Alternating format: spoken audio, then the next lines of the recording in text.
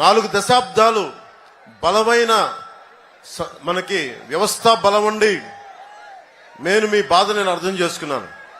కష్టాల్లో ఉన్నప్పుడు మనకెందుకులే నేను అనుకోలే. అరే 4 దశాబ్దాలు ఉమ్మడి రాష్ట్రం కోసం దశాబ్దం రాష్ట్రం కోసం పనిచేసిన వ్యక్తి, ఆయనకి నా వంతు అండగా ఉండాలి అని చెప్పి మనస్ఫూర్తిగా వైసీపీ ఆయన జైల్లో ఉన్నప్పుడు ఆ రోజు నేను అలయన్స్ ప్రకటించాను బయటకు వచ్చి. దాని తాలూకు పర్యవసానమే ఈరోజు మనందరం కూర్చొని మీ బంగారు భవిష్యత్తుకి బాటేస్తున్నాం.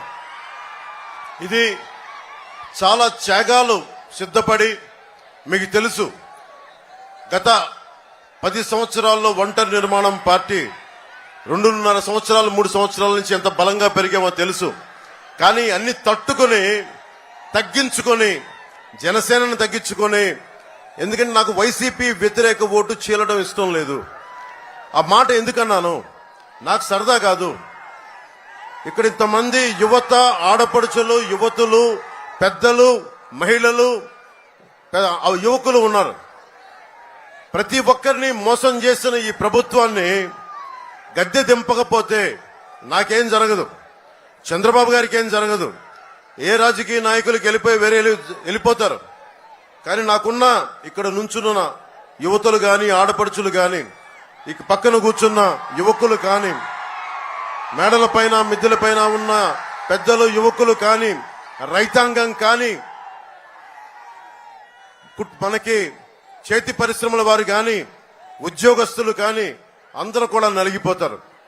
ఒక తప్పు మన కళ్ళ ముందు జరుగుతున్నప్పుడు చూస్తూ చేతులు కట్టుకొని కూర్చోవడం నాకు అలవాట్లేదు. అలాగే ముఖ్యంగా ఉత్తరాంధ్ర ఉపాధి అవకాశాలు దెబ్బతింటా ఉన్నాయి. ఉత్తరాంధ్ర వెనుకబాటుతనం తెలుసు. విజయనగరం వలసలకి మారుపేరైంది.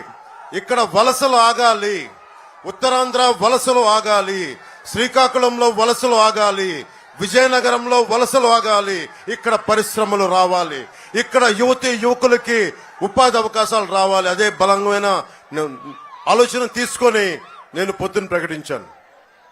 నెల్లిమర్లకు సంబంధించి నాకు పోయినసారి పోరాట యాత్ర వచ్చినప్పుడు 10,000 మంది పనిచేసే జూట్ కర్మాగారం మూసివేయబడింది. దీన్ని ఎవరికి చేసుకునే వాళ్ళు లేరు. అంటే ఈ రోజున పనిచేయడానికి మనుషులు ఉన్నారు. జూట్ ఉంది ఒకవైపు, కానీ ఎక్కడో బంగ్లాదేశ్ నుంచి ఇంపోర్ట్ చేసుకుంటా ఉన్నాం. ఒకవైపు పనిచేయడానికి కార్మికులకు లేదు, పండించిన పంటకి గిట్టుబాటు ధర లేదు.